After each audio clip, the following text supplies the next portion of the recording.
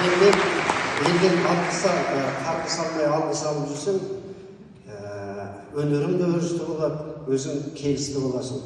Енді бағанан бері ойланып отырып, сен тіл алып жүрсең, әлі талай гүл аласың.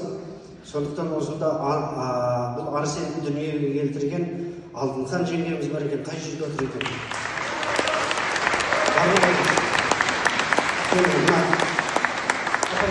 Сіз отыра беріңіз. Гүлді сол Арсеннің анасына берейікші.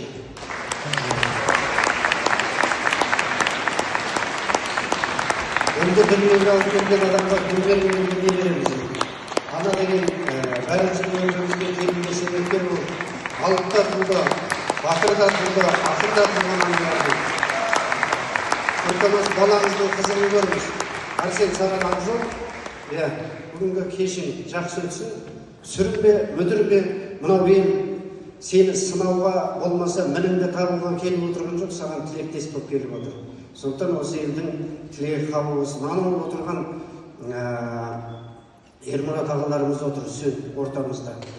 Осы қазір өнердің ақсақалы, ұлттық өнердің ақсақалы, кешегі Нұрғиса атамыздың қасында күндіз-түні жүрген соның ізін жалғап келе жатқан шәкірт. Сол кісілердің саған жолын берсін.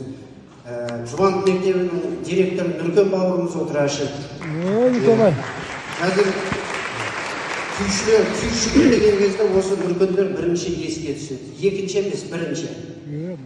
Сондықтан осы Нұркен бауырларымыздың жолын берсін. Кешін жақсы өтсін.